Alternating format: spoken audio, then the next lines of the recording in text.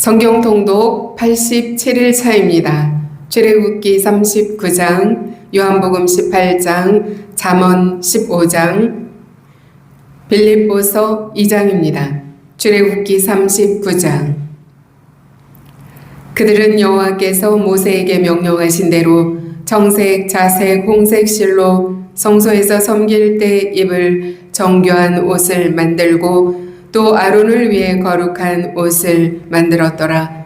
그는 또 금실과 정색, 자색, 홍색 실과 가늘게 꼰 배실로 에봇을 만들었으되 금을 얇게 쳐서 오려서 실을 만들어 정색, 자색, 홍색 실과 가는 배실에 섞어 정교하게 짜고 에봇에는 어깨바지를 만들어 그 두 끝에 달아 서로 연결되게 하고 에봇 위에 에봇을 매는 띠를 에봇과 같은 모양으로 금실과 정색, 자색, 홍색 실과 가늘게 꼰 배실로 에봇에 붙여 짰으니 여호와께서 모세에게 명령하신 대로 하였더라. 그들은 또 호마노를 깎아 금태에 물려 도장을 새김같이 이스라엘의 아들들의 이름을 그것에 새겨 에봇 어깨바지에 달아 이스라엘의 아들들을 기념하는 보석을 삼았으니 여호와께서 모세에게 명령하신 대로 하였더라.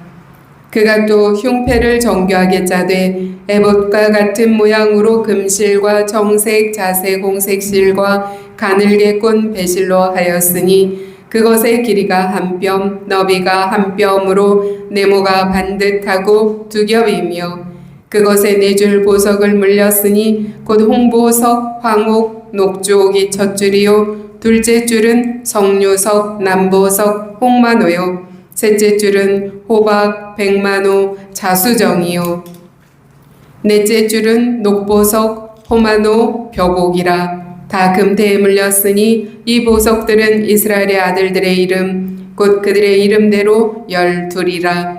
도장을 새김같이 그 12지파의 각 이름을 새겼으며 그들이 또 순금으로 노끈처럼 사슬을 따 흉패에 붙이고 또 금태의 둘과 금고리 둘을 만들어 그 두 고리를 흉패 두 끝에 달고 그 따은 두 금사슬을 흉패 끝 두 고리에 꿰매었으며 그 따은 두 사슬의 다른 두 끝을 에봇 앞 두 어깨바지의 금태에 매고 또 금고리 둘을 만들어 흉패 두 끝에 달았으니 곧 그 에봇을 마주한 안쪽 가장자리에 달았으며 또 금고리 둘을 만들어 에봇 앞 두 어깨바지 아래 매는 자리 가까운 쪽 곧 정교하게 짠 에봇띠 위쪽에 달고 정색 끈으로 흉패고리와 에봇고리에 꿰어 흉패로 정교하게 짠 에봇띠 위에 붙여서 에봇에서 벗어지지 않게 하였으니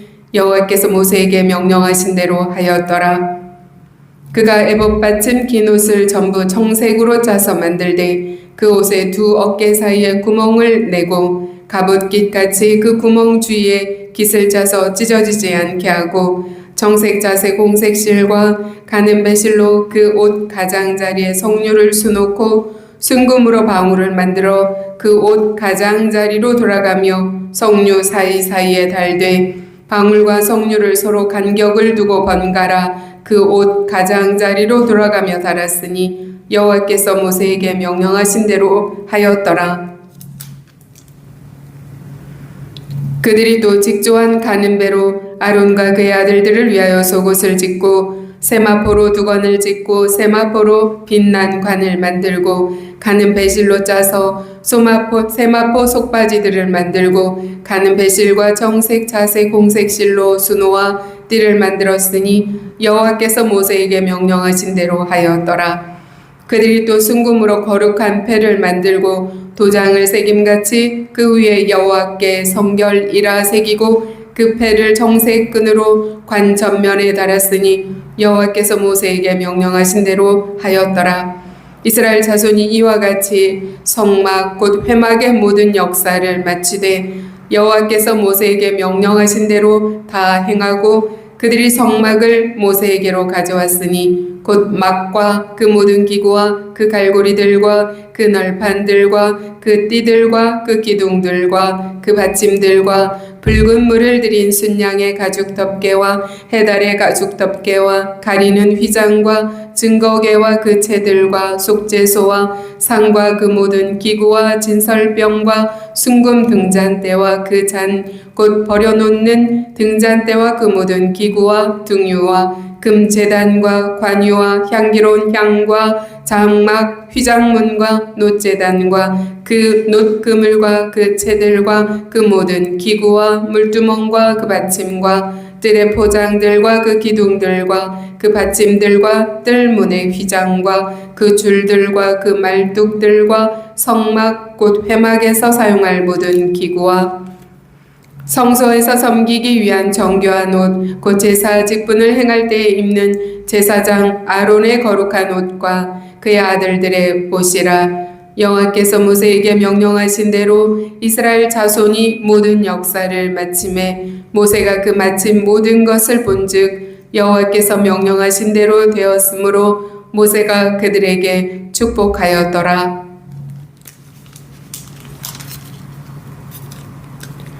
요한복음 18장입니다. 예수께서 이 말씀을 하시고 제자들과 함께 기드론 시내 건너편으로 나가시니 그곳에 동산이 있는데 제자들과 함께 들어가시니라. 그곳은 가끔 예수께서 제자들과 모이시는 곳이므로 예수를 파는 유다도 그곳을 알더라. 유다가 군대와 대제사장들과 바리새인들에게서 얻은 아랫사람들을 데리고 등과 횃불과 무기를 가지고 그리로 오는지라. 예수께서 그 당할 일을 다 아시고 나아가 이르시되 너희가 누구를 찾느냐? 대답하되 나사렛 예수라 하거늘 이르시되 내가 그니라 하시니라. 그를 파는 유다도 그들과 함께 섰더라.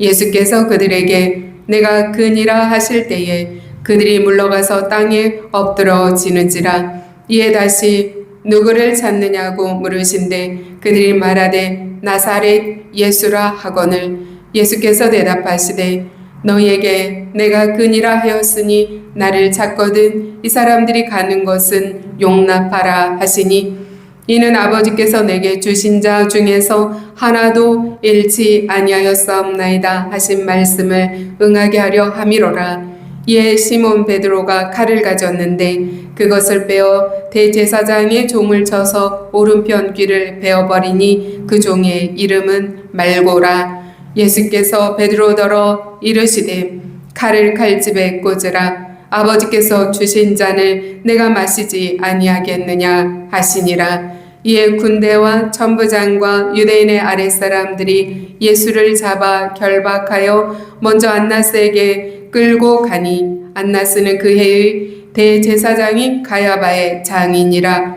가야바는 유대인들에게 한 사람이 백성을 위하여 죽는 것이 유익하다고 권고하던 자로라.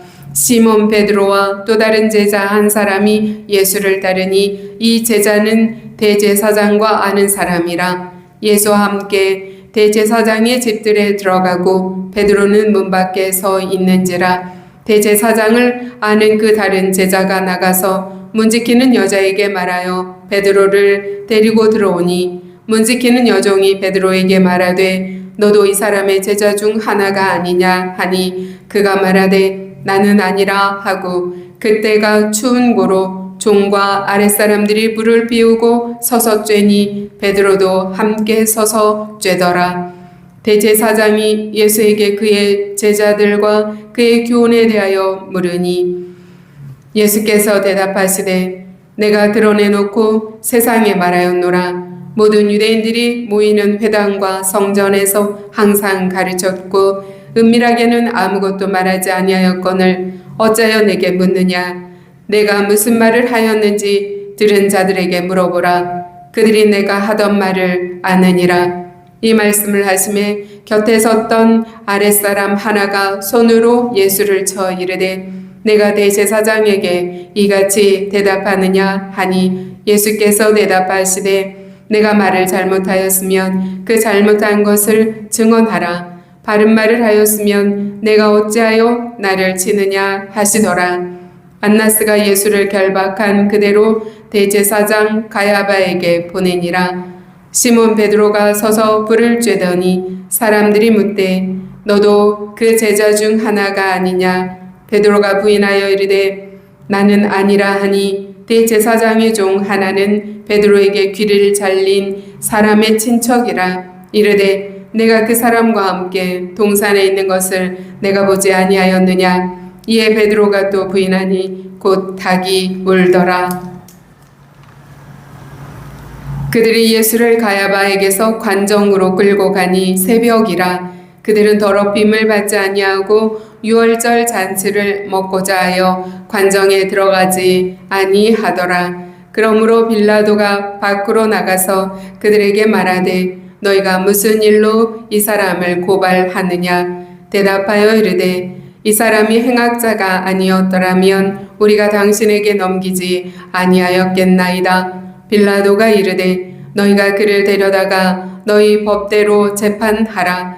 유대인들이 이르되 우리에게는 사람을 죽이는 권한이 없나이다 하니 이는 예수께서 자기가 어떠한 죽음으로 죽을 것을 가리켜 하신 말씀을 응하게 하려 함이로라. 이에 빌라도가 다시 관정에 들어가 예수를 불러 이르되 내가 유대인의 왕이냐? 예수께서 대답하시되 이는 내가 스스로 하는 말이냐? 다른 사람들이 나에 대하여 내게 한 말이냐? 빌라도가 대답하되 내가 유대인이냐? 내 나라 사람과 대제사장들이 너를 내게 넘겼으니 내가 무엇을 하였느냐? 예수께서 대답하시되 내 나라는 이 세상에 속한 것이 아니니라. 만일 내 나라가 이 세상에 속한 것이었더라면 내 종들이 싸워 나로 유대인들에게 넘겨지지 않게 하였으리라. 이제 내 나라는 여기에 속한 것이 아니니라.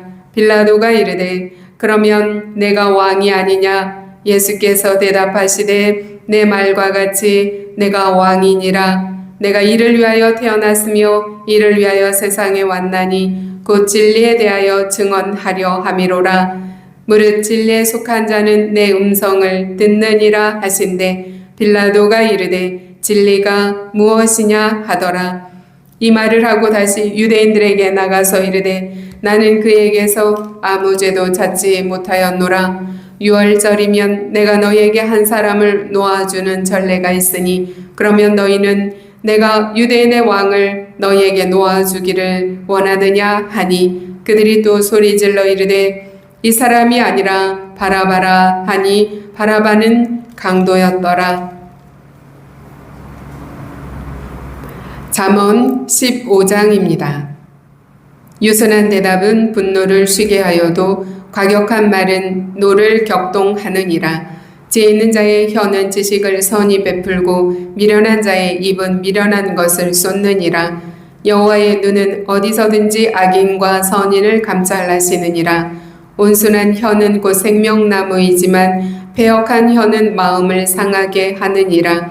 아비의 훈계를 업신여기는 자는 미련한 자요 경계를 받는 자는 슬기를 얻을 자니라. 의인의 집에는 많은 보물이 있어도 악인의 소득은 고통이 되느니라. 지혜로운 자의 입술은 지식을 전파하여도 미련한 자의 마음은 정함이 없느니라. 악인의 제사는 여호와께서 미워하셔도 정직한 자의 기도는 그가 기뻐하시느니라. 악인의 길은 여호와께서 미워하셔도 공의를 따라가는 자는 그가 사랑하시느니라.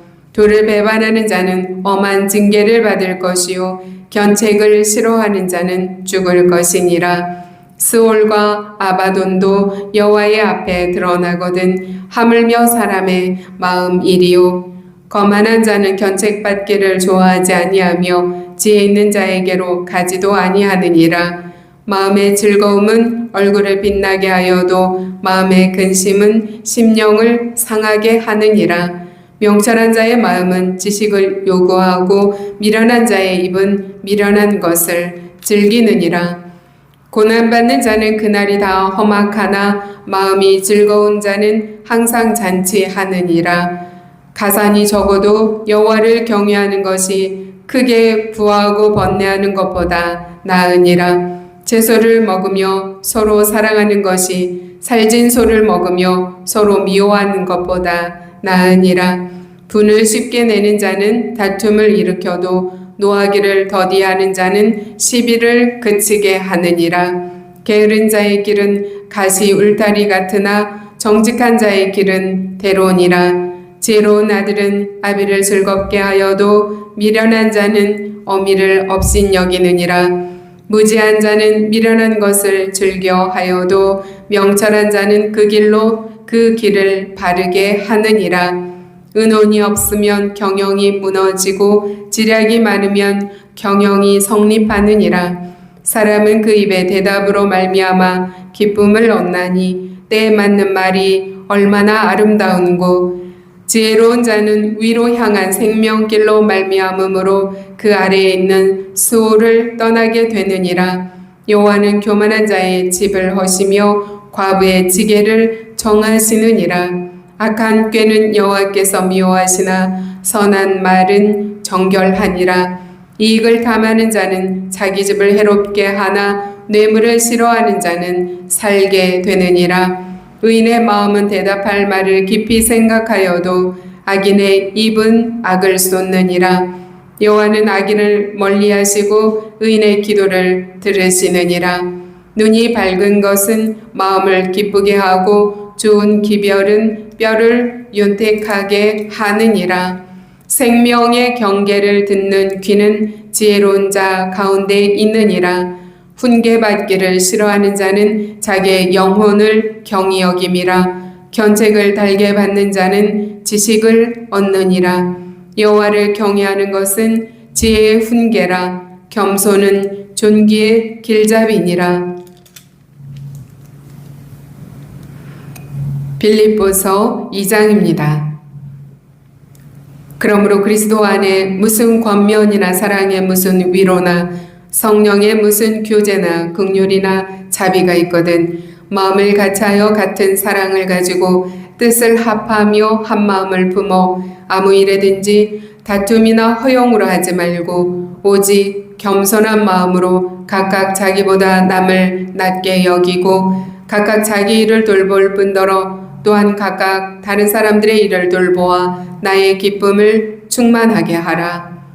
너희 안에 이 마음을 품으라. 곧 그리스도 예수의 마음이니 그는 근본 하나님의 본체이시나 하나님과 동등됨을 취할 것으로 여기지 아니하시고 오히려 자기를 비워 종의 형체를 가지사 사람들과 같이 되셨고 사람의 모양으로 나타나사 자기를 낮추시고 죽기까지 복종하셨으니 곧 십자가에 죽으심이라.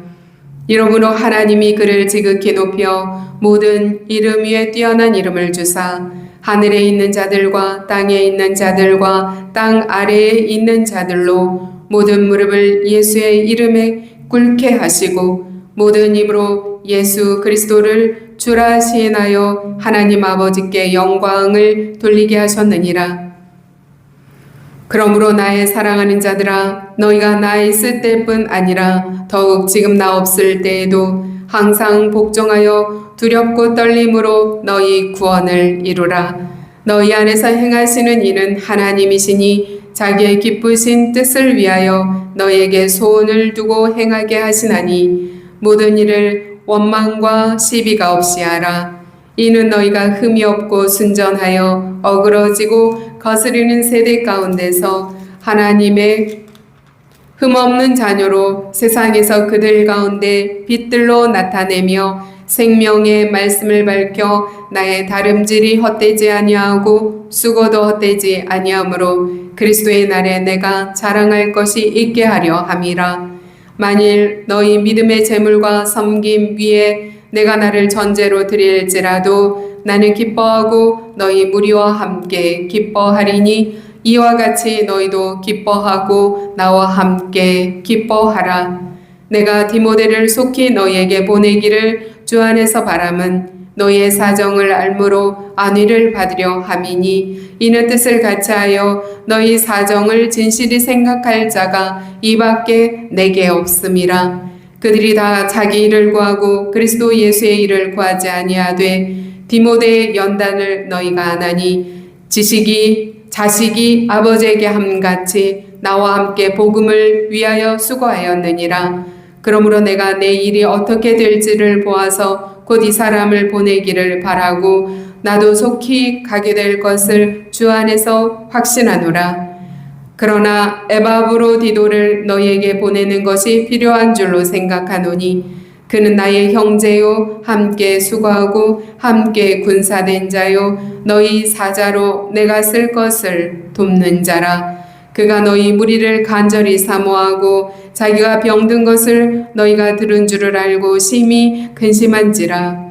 그가 병들어 죽게 되었으나 하나님이 그를 긍휼히 여기셨고 그뿐 아니라 또 나를 긍휼히 여기사 내 근심 위에 근심을 면하게 하셨느니라. 그러므로 내가 더욱 급히 그를 보낸 것은 너희로 그를 다시 보고 기뻐하게 하며 내 근심도 덜려 함이니라. 이러므로 너희가 주 안에서 모든 기쁨으로 그를 영접하고 또 이와 같은 자들을 존귀히 여기라. 그가 그리스도의 일을 위하여 죽기에 이르러도 자기 목숨을 돌보지 아니한 것은 나를 섬기는 너희의 일에 부족함을 채우려 함이니라. 아멘. 하나님의 말씀입니다. 오늘 본문을 살펴보도록 하겠습니다. 출애굽기 39장입니다. 성막 건축의 마지막 단계입니다. 36장에서 38장에 이르기까지 성막과 기구들이 완성이 되었습니다. 이제 39장에서 제사장의 옷이 만들어집니다. 에봇, 흉패, 겉옷, 속옷, 그리고 관, 여호와께 성결이라 새긴 금패입니다. 여호와께서 모세에게 명령하신 대로 이 모든 것들이 만들어졌습니다. 여호와께서 모세에게 명령하신 대로라는 이 문구는 8번이나 등장하고 있습니다. 순종의 정확성이 문체 자체를 이루고 있습니다. 성막이 완성되었어도 거기 들어갈 사람이 준비되어야 한다는 것, 하나님께 나아가는 일은 장소만이 아니라 중보자가 필요합니다. 중보자가 중요합니다.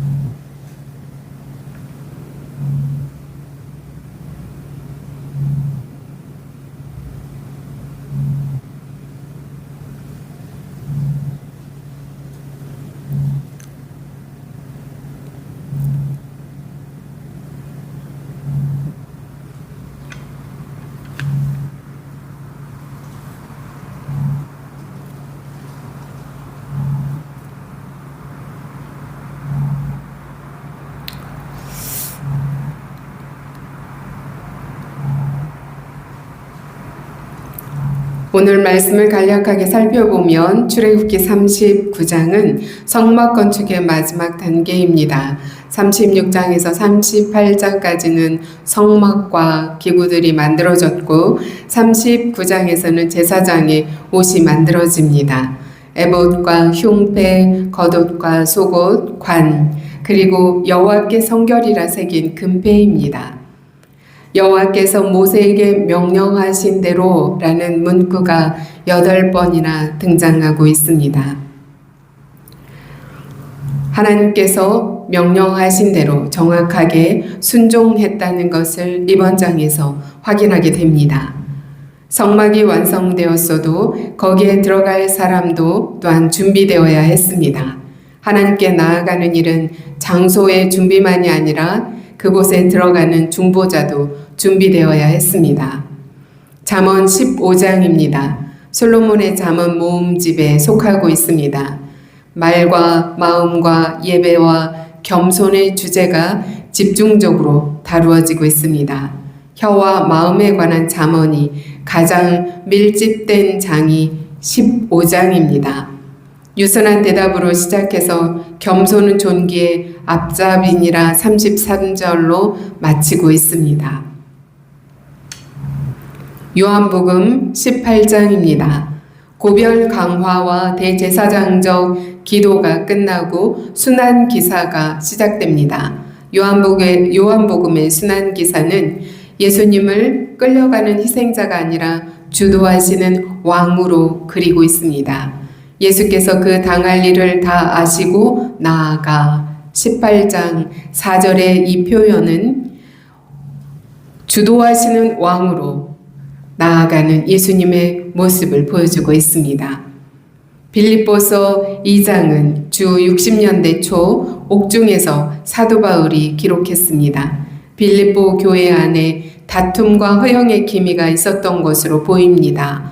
유오디아와 순두계에 그런 다툼이 있었습니다. 바울은 그 문제에 대한 답으로 그리스도의 낮아지심을 제시하고 있습니다. 2장 6절에서 11절은 초대교회의 찬가 형태를 띠고 있다고 널리 인정되는 본문입니다. 오늘 빌립보서 2장 1절로 11절 우리가 함께 생각해 보는 시간을 가져보겠습니다. 교회에서 가장 자주 들리는 서운함이 무엇일까요? 내가 이만큼 했는데 라는 마음이 들 때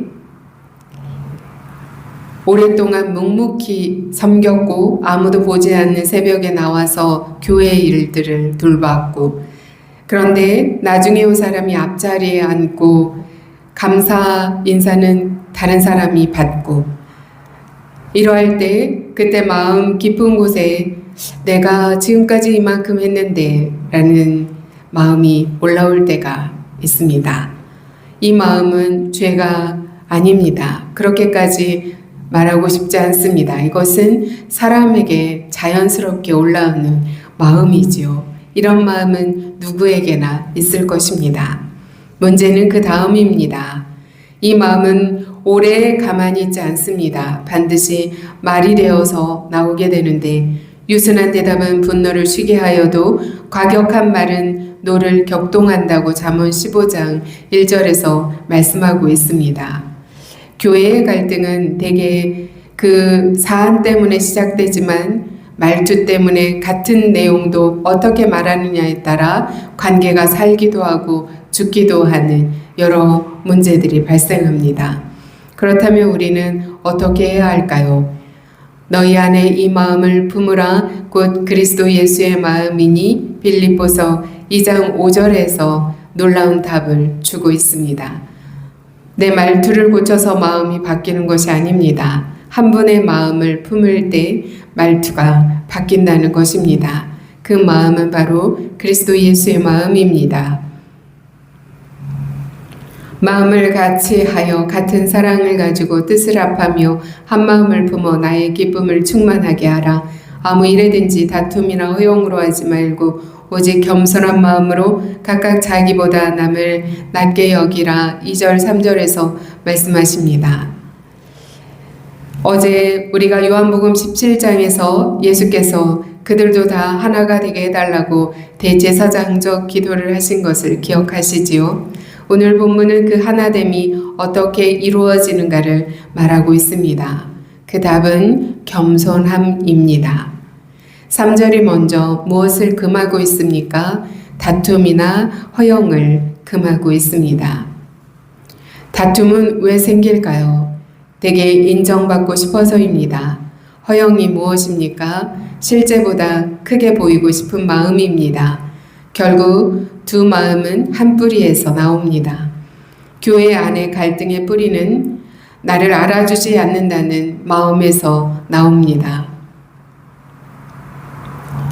당시 헬라 문화에서 나즈은이라는 계열의 단어는 비굴함, 천함, 노예 같음이라는 뜻을 품고 있는 타페이노스라는 단어입니다.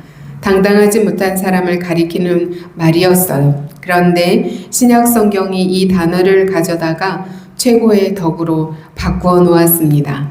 세상이 부끄럽게 여기던 것을 성경은 자랑스럽게 만들고 있습니다.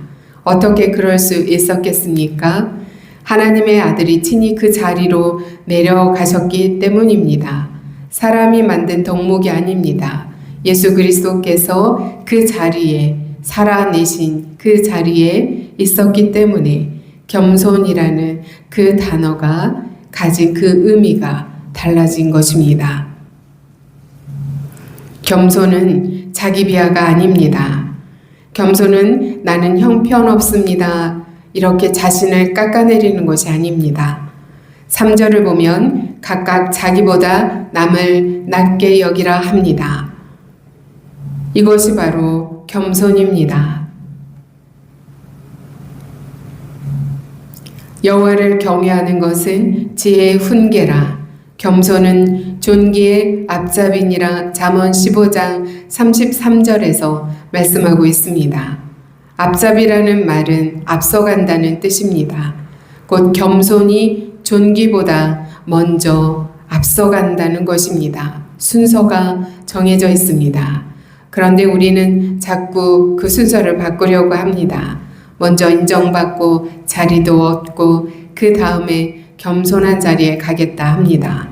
그러나 성경에서 말하는 순서는 겸손이 존귀의 앞잡이라는 것입니다. 잠언은 이 원리를 선언했습니다. 그것을 완전히 살아내신 분이 계십니다. 그분이 바로 예수 그리스도이십니다. 지금 마음에 혹시 서운한 사람이 있으십니까? 그 사람이 나보다 낫다 여길 수 있기를 바랍니다. 너희 안에 이 마음을 품으라. 곧 그리스도 예수의 마음이니 그는 근본 하나님의 본체시나 하나님과 동등됨을 취할 것으로 여기지 아니하시고 오히려 자기를 비워 종의 형체를 가지사 사람들과 같이 되셨고 사람의 모양으로 나타나사 자기를 낮추시고 죽기까지 복종하셨으니 곧 십자가에 죽으심이라. 이 말씀을 우리가 다시 한번 생각해 보면 계단이 한 계단씩 내려가고 있습니다. 근본 하나님의 본체이셨습니다. 한 단계 내려가셔서 자기를 비우셨습니다. 또 한 단계 내려가셔서 종의 형체를 가지셨습니다. 또 내려가셔서 사람의 모양으로 오셨습니다. 그리고 또 내려가셔서 자기를 낮추십니다. 더 내려가서 죽기까지 복종하십니다. 마지막으로 십자가에 죽으십니다. 로마 시대의 십자가가 어떤 형벌이었습니까? 로마 시민에게는 적용되지 않던 형벌입니다. 노예와 반역자에게만 쓰던 형벌이 십자가입니다. 가장 밑바닥입니다. 하나님의 아들이 가장 밑바닥까지 내려가신 것입니다. 여기에서 자기를 비워라는 표현이 있습니다. 에케노셈, 비우다는 단어입니다. 예수께서 하나님의 길을 그만두셨다, 신성을 버리셨다 라고 해석하는 것은 오해하는 것입니다. 그것은 성경이 말하는 바가 아닙니다. 본문 자체가 그 방식을 설명하고 있는데 자기를 비워 종의 형체를 가지사 사람들과 같이 되셨고 이것이 바로 비우심입니다. 무엇을 버림으로써 비우신 것이 아니라 무엇을 취하심으로써 비우셨습니다. 겸손은 내가 가진 것을 없애는 것이 아니라 내 은사를 숨기거나 능력을 부인하는 것이 아니라 낮은 자리를 자원하여 취하는 것입니다.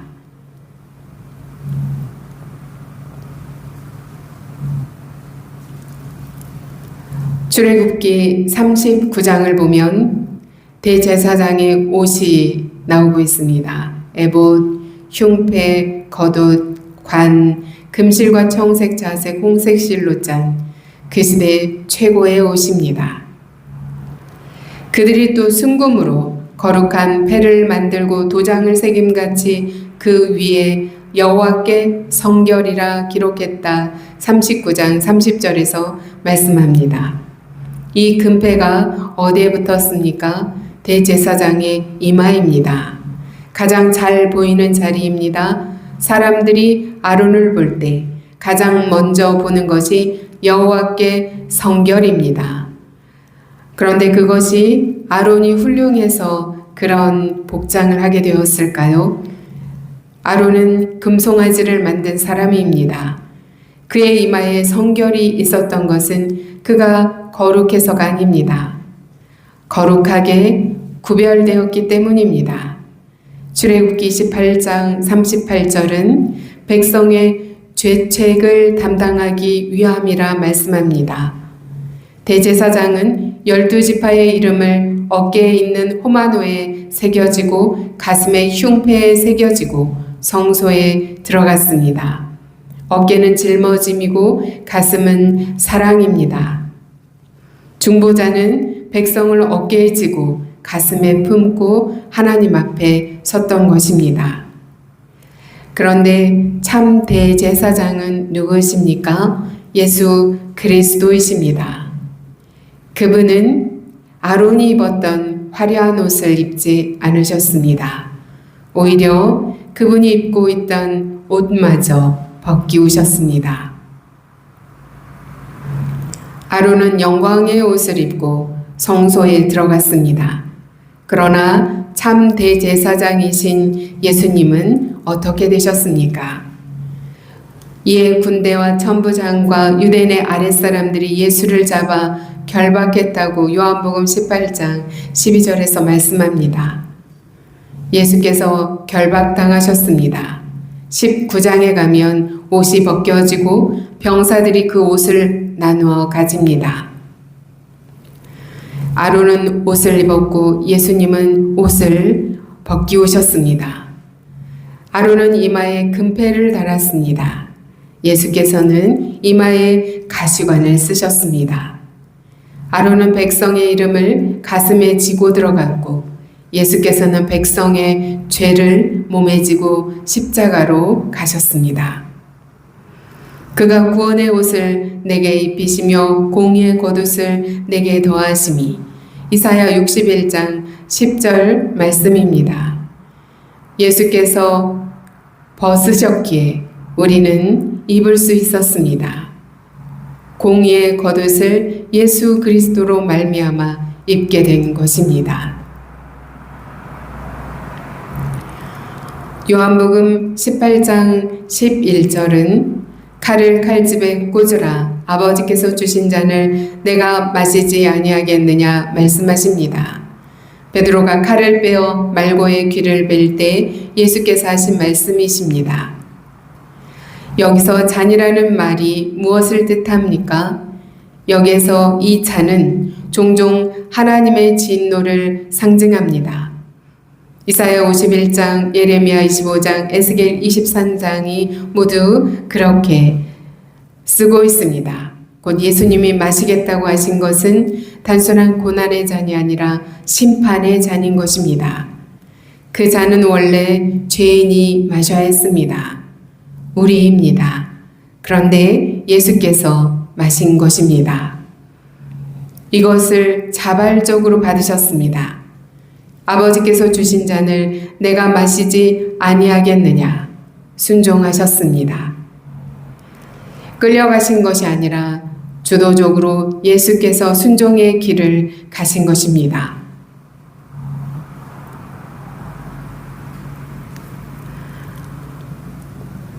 이러므로 하나님이 그를 지극히 높여 모든 이름 위에 뛰어난 이름을 주사 하늘에 있는 자들과 땅에 있는 자들과 땅 아래에 있는 자들로 모든 무릎을 예수의 이름에 꿇게 하시고 모든 입으로 예수 그리스도를 주라 시인하여 하나님 아버지께 영광을 돌리게 하셨느니라. 9절부터 11절 말씀입니다. 낮아짐의 계단이 십자가에서 끝났습니다. 그러나 이제 방향이 완전히 바뀝니다. 5절부터 8절까지 주어가 그리스도였습니다. 그는 비우셨고 낮추셨고 복종하셨습니다. 9절부터 주어는 하나님이십니다. 하나님이 그를 지극히 높였습니다. 하나님이 예수 그리스도의 이름을 뛰어난 이름이 되게 하셨습니다. 하나님께서 예수의 이름에 모든 권세가 무릎 꿇게 하셨습니다. 예수께서는 한 번도 자기를 높이지 않으셨습니다. 스스로 왕자에 앉으신 적이 없으십니다. 아버지께서 높이셨습니다. 하나님께서 지극히 높이셨습니다.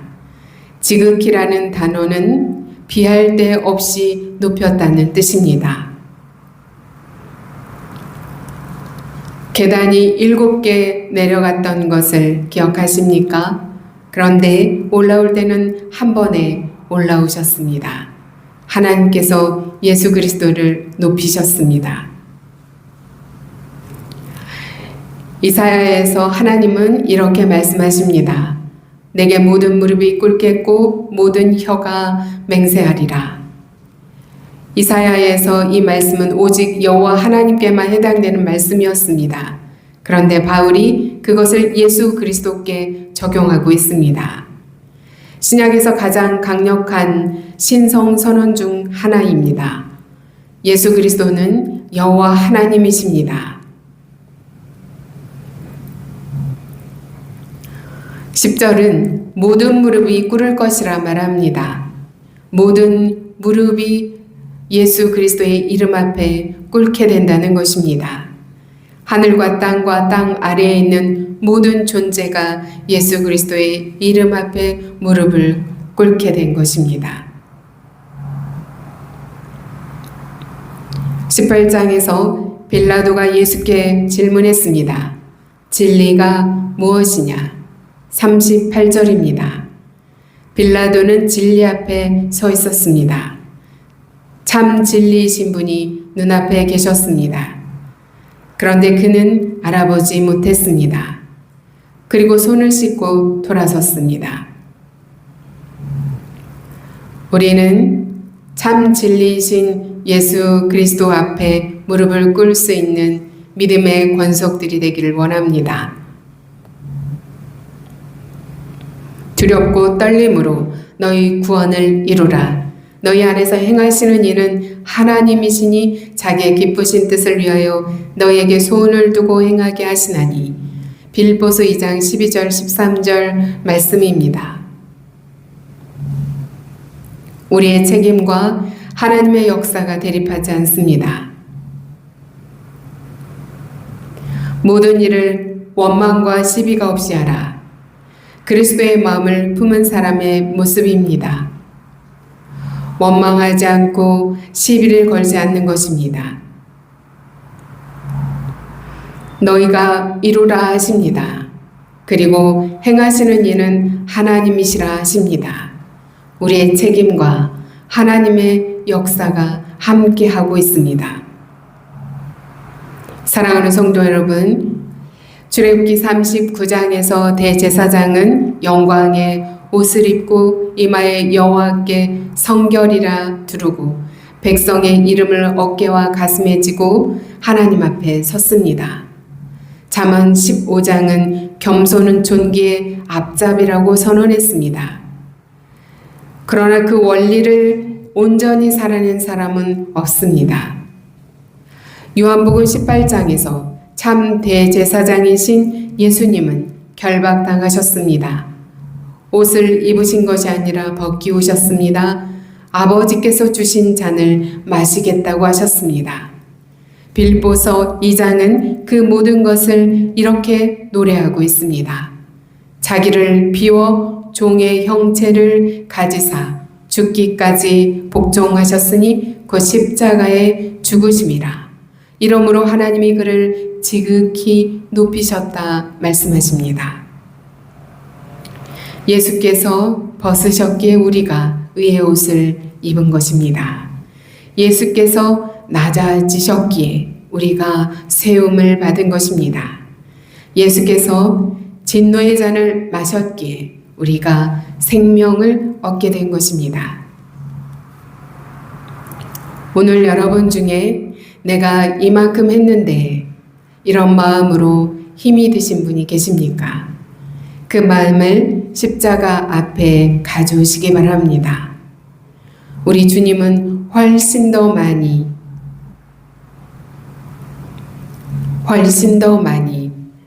이런 마음이 드셨을 텐데 이런 마음 주장하지 않으셨습니다. 온전히 가장 낮은 자리까지 가셨습니다. 가장 낮아진 예수님을 높이신 것은 하나님이십니다. 하나님은 낮은 자리에 있는 겸손한 자를 결코 잊지 아니하십니다. 낮은 자리를 자원하여 취한 우리 주 예수 그리스도께서 오늘 우리 마음 가운데 좌정하시기를 원합니다. 너희 안에 이 마음을 품으라. 곧 그리스도 예수의 마음이니 오늘도 저와 여러분이 이 마음을 품고 예수 그리스도의 마음을 품고 승리하는 오늘을 살아갈 수 있기를 축원합니다. 기도하십니다. 하나님 아버지, 그분 하나님의 본체이신 아들을 우리에게 보내시고 그분이 종의 형체를 취하기까지 낮아지신 그 사랑을 감사드립니다. 아론은 영광의 옷을 입었으나 예수님은 옷을 벗기우셨고 아론은 이마에 금패를 달았으나 주님은 가시관을 쓰셨습니다. 그 은혜 위에 우리가 서 있음을 기억하게 하소서. 우리가 그동안 내가 이만큼 했는데 하는 마음으로 살았음을 고백합니다. 누군가 알아주기를 바라고 인정받기를 원하고 내 자리를 지키려고 했었던 시간들을 고백합니다. 다툼과 허영이 우리 안에 있었음을 용서하여 주옵소서. 우리에게 예수님의 마음을 품게 하여 주옵소서. 각각 자기보다 남을 낮게 여기는 자 되게 하시고 원망과 시비가 없이 늘 섬기는 손길로 서로를 세워주는 자리에서 오늘도 승리하는 하늘문 교회 지체들이 되게 하소서. 이번 한 주간 그리스도의 마음을 품고 살아가게 하시고 마침내 모든 무릎이 주님께 꿇게 될 그날을 바라보게 하소서. 우리 주 예수 그리스도의 이름으로 기도드립니다. 아멘.